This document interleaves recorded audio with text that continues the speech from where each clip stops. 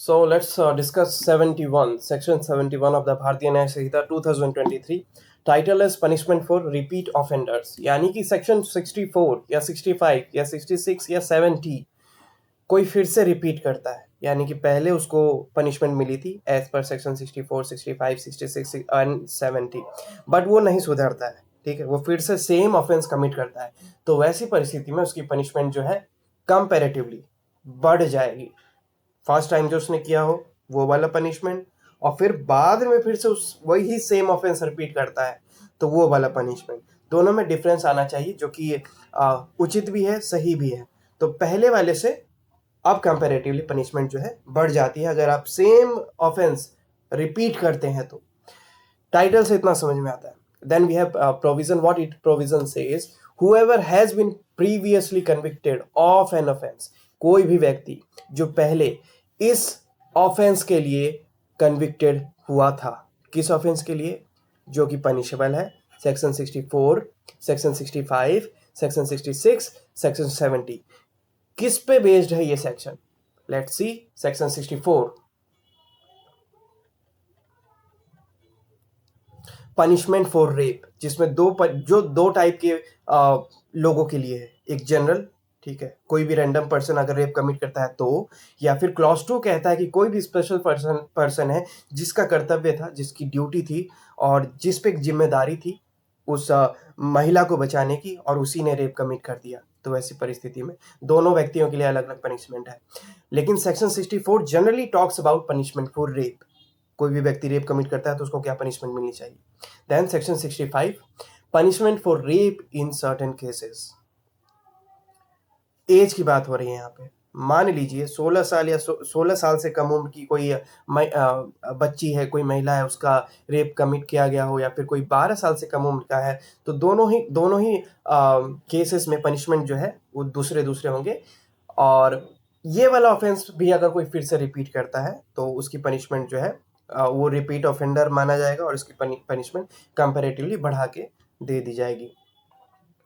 Then we had section 64, 65 and 66 ना, punishment for causing death or resulting in persistent vegetative state of victim, यानी कि rape commit करते हैं और victim जो है उसकी मृत्यु हो जाती है, या फिर ऐसी परिस्थिति में चली जाती है वो जहाँ पर वो जिंदा तो है लेकिन ना बोल सकती है ना कुछ चल सकती है, टोटली मीन्स की कोमा वाले स्टेज में चली गई हैं, तो वैसी परिस्थिति में। और सेक्शन 71 क्या कह रहा है, अगर ये रिपीट पे अगर फिर से ये ऑफेंस भी कोई फिर से रिपीट करता है तो उसको पनिशमेंट भी ज़्यादा मिलेगी। Then we have section 70, gang rape, ठीक है, जहाँ पर एक व्यक्ति या एक व्यक्ति से अधिक व्यक्तियों के द्वारा मिलकर एक ऐसा ऑफेंस कमिट किया गया जो कि रेप है, तो ऐसी परिस्थिति में उसको पनिशमेंट इसी के अकॉर्डिंग मिलेगा, गैंग रेप के अकॉर्डिंग। लेकिन सेक्शन 71 कहता है कि अगर ये जो चार सेक्शन है 64, 65, 66 एंड 70, ये कोई अगर फिर से रिपीट करे तो उसको कैसी पनिशमेंट मिलनी चाहिए। वेट अ सेकेंड, ट्रैक मी या, ठीक है। सो ये क्लैरिफिकेशन दे दिया मैंने। Now whoever has been previously convicted of an offense punishable under section 64, कोई भी ऐसा व्यक्ति है जिसको पहले भी पनिशमेंट मिली गई है as per section 64, 65, section 64 talks about punishment for rape, then 64 talks about punishment for rape, 65 talks about rape committed in certain cases, 66 talks about where victim has been dead or went into a vegetative state of mind, and 70 talks about gang rape. और ये चारों में से कोई सा भी offence कोई व्यक्ति फिर से कमिट करता है तो वैसी परिस्थिति में and is subsequently convicted of an offense punishable under any of the said section shall be punished with imprisonment for life। तो अगर फिर से वो ऑफेंस करता है, ये ऑफेंस उसने पहले भी किया हुआ है, उसके लिए उसको पनिशमेंट मिली थी, वो तब भी नहीं सुधरता है, और फिर से वो सेम ऑफेंस कमिट करता है, तो वैसी परिस्थिति में उसको पनिशमेंट कितनी मिलेगी इस बार, या तो पनिशमेंट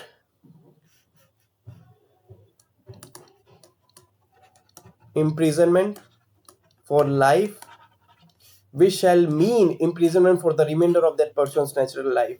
ठीक है, कि जब तक वो जीवित है तब तक वो जेल में ही रहेगा. दूसरा या तो डेथ.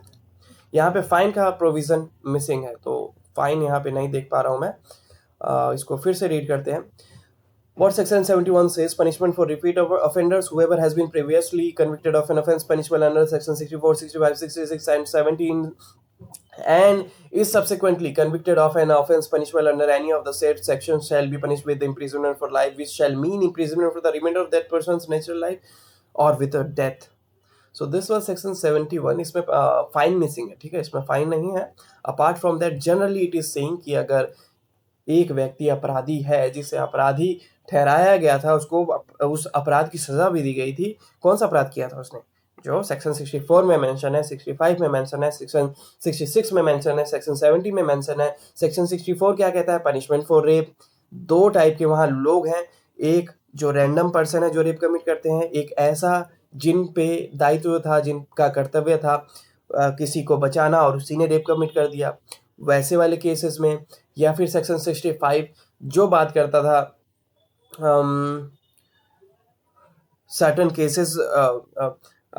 केसेस में जहाँ पर एज जो है उस विक्टिम की वो कम है, 16 साल से कम है, 12 साल से कम है. वैसी सिचुएशन में 66 में बात होती है कि रेप कमिट होने के कारण उस महिला की मृत्यु हो गई या फिर वो कोमा में चली गई.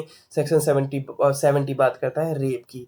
तो इनमें से किसी में भी कोई व्यक्ति लायबल ठहराया गया हो, लायबल हो, कन्विक्टेड हो, एंड देन वो तब भी नहीं सुधरता है, वो सेम ऑफेंस फिर से कमिट करता है, तो उसकी पनिशमेंट बढ़ जाएगी. कितनी होगी? वो आजीवन कारावास में ही रहेगा. आजीवन कारावास से यहाँ तात्पर्य 14 साल या 20 साल से नहीं है. जब तक वो जीवित है वो जेल में ही रहेगा, या फिर अगर हो तो उसको मृत्यु की सजा दी जा सकती है. एक चीज ध्यान में रखना है कि यहाँ पे फाइन का प्रोविजन मुझे नहीं दिख रहा है.